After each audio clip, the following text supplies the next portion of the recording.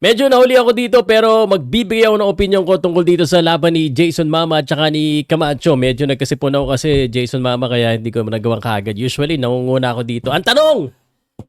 Ano bang masasabi ko dyan sa pagkatalo po ng ating pong kababayan dyan sa laban sa Puerto Rico?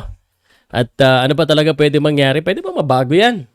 Okay, so pag-usapan na natin yan. Ako po si Pao Salud ng Pauco Sports. At alam mo, isa ako sa nangunguna pag may mga ganitong nangyari sa boxing, lalo na pag involved ang Pilipino. Unang-una, diretsuhin na kagad kita. Sa aking opinion, sa tingin ko panalo po ang Pilipino dito, pero tayo po ay isang journalist, tayo po ay isang content creator, so yung ating po opinion, is as good as, yung ganyan, yung sa mga salita-salita. I always respect the judge, pero this time, I have a question for you guys. Napanood ko yung laban, 2 beses bumaksak yung Camacho. Okay, ang score ng isang judge, 96-92. No, ang iniisip ko dito, paano nangyari yung 96-92 na score? No, kung 2 beses bumaksak yung kalaban. Ibig sabihin nito, na I'm just trying to make sure that na ma-fit ko yung 96-92. Ibig sabihin, binigay lang nung judge na yon yung 2 round na bumaksak. Ibig sabihin, anong round ba yung bumaksak? Nandito eh. So, ibig sabihin, round number 1, knockdown in 1 and 9, nakasulat dito sa box rec.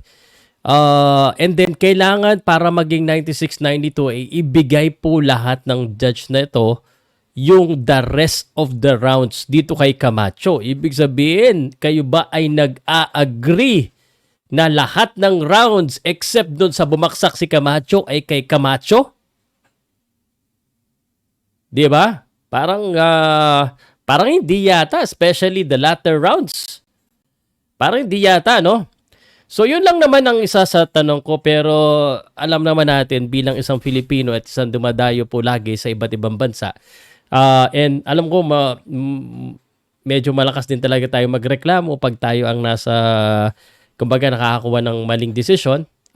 But it happens everywhere. So, sometimes, may mga nagtanong, sir, bad gan ng boxing rig ba yan? Boxing is business. And I don't think mababago natin yan. It could be really close. Kumbaga, the best thing that could happen on this one is, 1, suportahan na lang natin si Jason Mama kasi alam naman natin na talaga, although not officially, siya ang nanalo dyan, pero sana hindi siya mawala ng pag-asa. Sana hindi ka mawala ng pag-asa, Jason Mama. And 2, sana imbitahan naman ng Puerto Rico uli at rematch rematch lang talaga ang ang tawag dito, rematch ang pinaka pwedeng mangyari dito. Pero yung sa decision, usually wala nangyayari dyan eh. Pero yun ang tanong ko, guys. Ibig sabihin, yung judge na yun, nakita lahat ng rounds except dun sa 2 baksak. Talo si Jason Mama. Yun lang. Ano sa tingin nyo doon?